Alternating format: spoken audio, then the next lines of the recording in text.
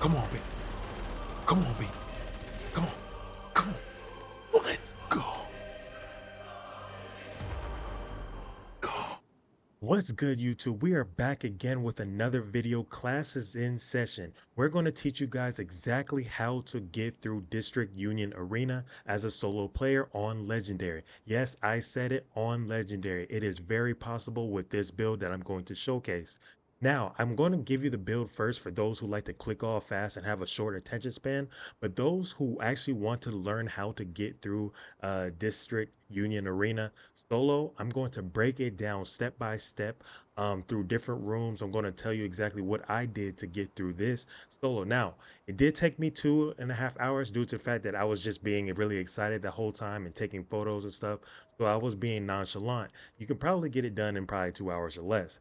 But I understand 2 hours might be long to some people. But hey, have you done a descent run? I know you have. It probably took you about 2 hours just trying to see how high you can get with the loops. But the point is, I'm going to break down the build for those who want to see it first. I'm going to showcase it. And then for those who actually want to get through missions and be good at the game, I'm going to go ahead and teach you exactly how to do that. So let's go ahead and break down the build. All right, here we are. Here's the build, man. Here's the build that got me through District Union Arena solo in one attempt.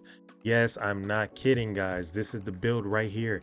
Now, there are people out there who are struggling with guns, and I understand that some people with their playstyle might not be able to do this. But I'm telling you guys, I'm going to teach you exactly how to use this playstyle, how to use this setup, all right, and how to protect yourself and how to do a lot of damage in each room.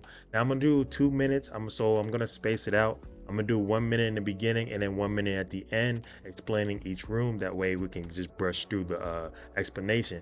But the middle part is just fluff, okay? So you already know what to do. If you know how to start it, you know how to finish it, right? All right, so we're gonna go ahead and break this down. Now we're gonna go with the technician. The main reason why we're going with the technician is for two reasons, okay? One, to get the artificial hive, all right? And then the other one is to get the flatline laser pointer, all right? Yes, I'm going to use the Kingbreaker with this. The Kingbreaker gives you that. I'm going with perfect flatline. Okay, that's what the Kingbreaker has. Gives you amplified weapon damage of 20% to pulse enemies. Okay, what that laser pointer does, guys, the link laser pointer, which you get from the technician specialization, it gives you when you aim at an enemy, it automatically pulses them. So you just automatically get that 20% extra damage. Okay, then we're gonna go with the main weapon itself. Now I see why the main weapon is on the secondary due to the fact that our main damage is from the flatline, okay? But the main accuracy and long range shooting is from the Eagle Bear because the Eagle Bear is amazing.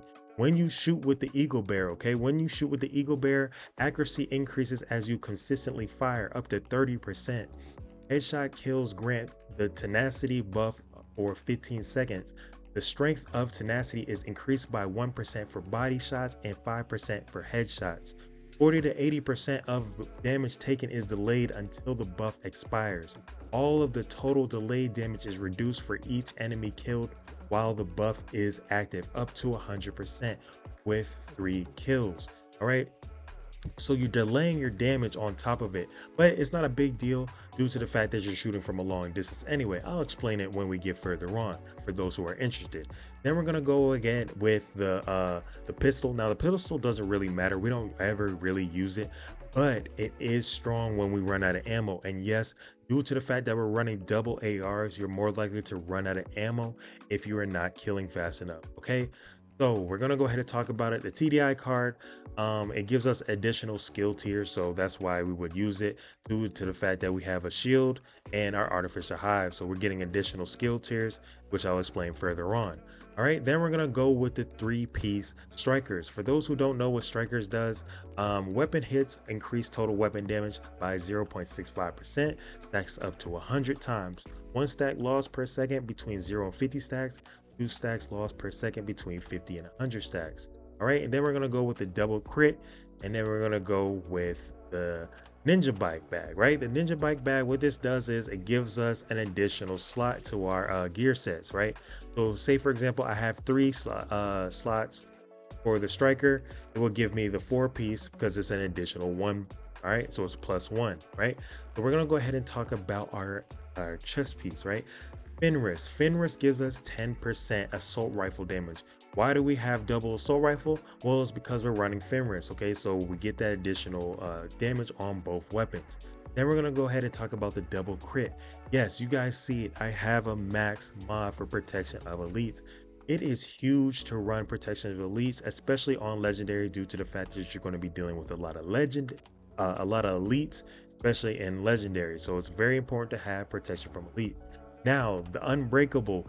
Here's why I'm saying unbreakable. Yes, it's meta. Yes, it's used for PvP, but no, it is very strong in PvE for this reason alone. Let me explain. So, with this reason, now when you run out of med kits, what do you have? You don't have no med kits. So what is your best bet? Unbreakable. Yes, you're going to have to sit there and let it regen, but at least you're getting free med kits. You feel what I'm saying? So that's the reason why we have that. Now we're going to go ahead and talk about it. Picaro's holster. I say it all the time. I'm almost done saying it, but you guys know that this is a meta piece. The Picaro's holster is a must use. All right. It gives us 10% skill haste, which is huge. And it gives us +1 skill tier.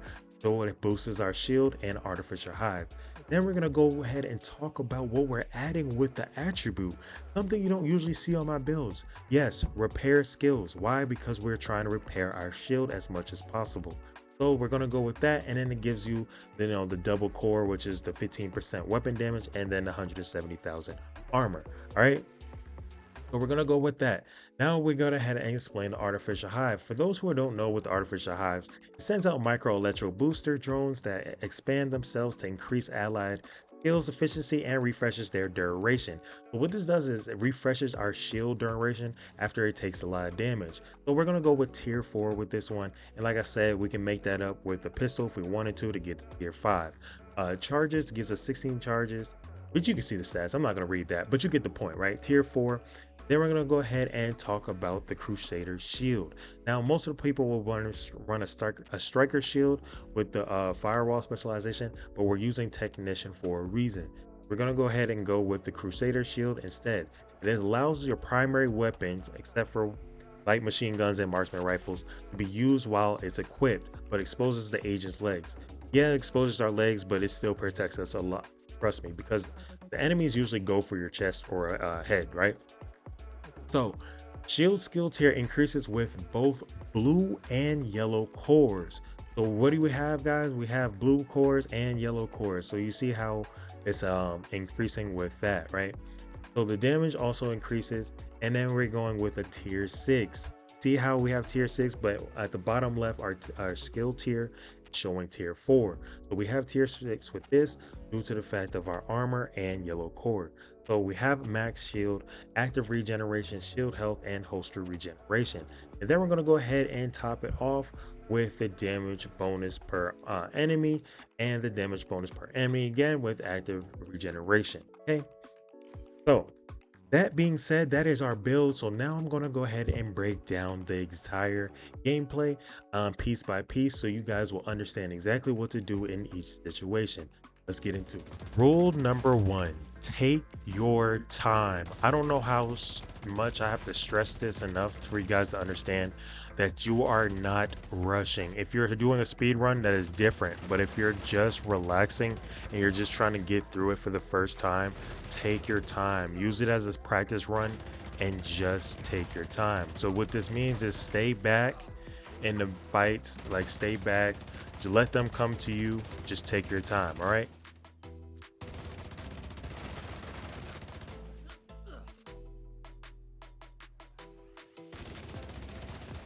Rule number 2 is to trust the build, okay? Look, eventually when you get further into the legendary mission, you're going to be cut off from going backwards, okay?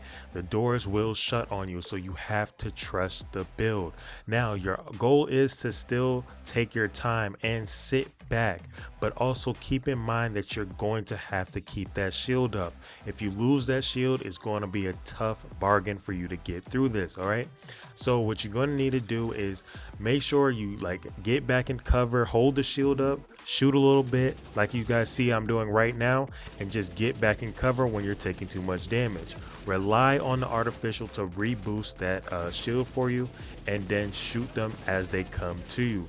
Once again, guys, I tell you this in multiple videos: do not panic. If you panic, you're going to make wrong decisions due to being fear of dying, and you will end up actually dying. So just take your time and do not panic. As you guys can see here, that's what I'm doing.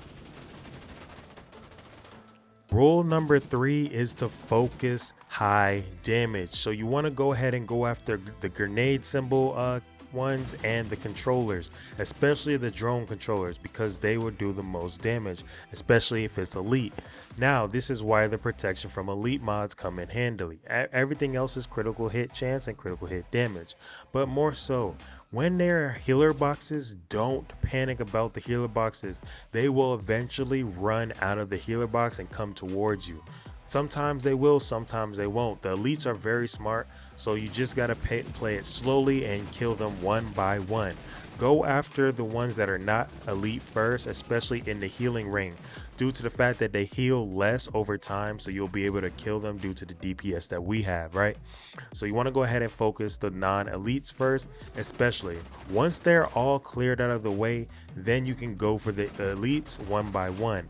Now, I still highly recommend disabling those healing boxes. So what our build has is, from the technician, is EMP grenades. These EMP grenades allow us to throw it, and then we can disable the healing box, allowing them to not be able to heal for a couple seconds. This will then allow us to do a lot of DPS on them to finish them off. Now, if you can find the person who dropped the box, that will be greatly helpful, due to the fact that once you kill the person that dropped the box, the box will automatically disappear, and then you can finish off the rest of the enemies. So once you're done with all that, you'll be able to move on to the next part. Weak points are crucial, okay? You have to go for the weak points, especially for the dogs, all right? The gunner one has like red balls on its legs, so that's where your its weak point is, and then I will freeze it.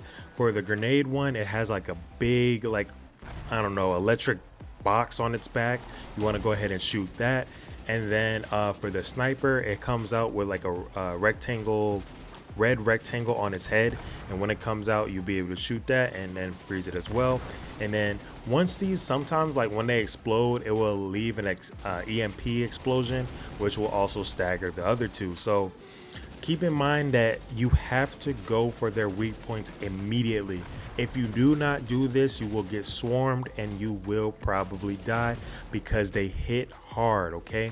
Especially why, if you don't have protection from elites, man, you're in trouble. But anyway, that is the main case, and that is the main way to get through this room especially, and to get through the entire mission.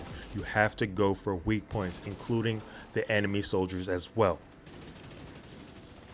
Alright, so this part is pretty straightforward. Alright, so what you're going to have to do is just keep laying bullets into them and camp the ammo box in the very beginning. Just rotate around the map. Do ring around the rosy when you get to the boss. Now, in the beginning, you want to go ahead and camp the entrance, especially with all like the little guys, the soldiers and all them. You want to go ahead and camp the entrance for the first 2 waves. And then after the first 2 waves, you want to go ahead and rotate around the map, and then kill them with the King Breaker, especially up close. And then you want to use the Eagle Bearer for long distance shooting, okay? And watch out for his, I call it the nuclear, because it automatically takes 100% of your armor. You see that he does like a little red pulse. Yeah, so stay away from that red pulse, because it takes 100% of your armor. Without Unbreakable, I would have died here, okay? So play Ring Around the Rosie with him, and then just keep laying bullets into his backpack, okay? You see there's a red like rectangle on his backpack. Just keep laying bullets into him. Even though it looks like it's impossible to break it, you can definitely break it. And what this does is stops him from healing. All right, so once he stops healing and stops using that little nuclear thing that he got, or the little pulse, it is an easy run after that. You just keep laying bullets into him until he dies. He doesn't have a helmet after a while, so you want to go ahead and just lay headshots into him, and then that's what you would do to defeat him. All right. So that's about it. If you guys enjoyed this video, make sure you hit that like button and subscribe if you're new. And if you want to learn more from me, make sure you hit that follow button and become a member. I do private lessons as a member with private live streams. I also have a Discord. We do chat it up in there as well. And you can ask me any questions there. I do respond to anybody in there 24/7. So make sure you if you want interested in that, make sure you guys checked out the links in the description below. And also, guys, I will catch you guys in the next video. Peace.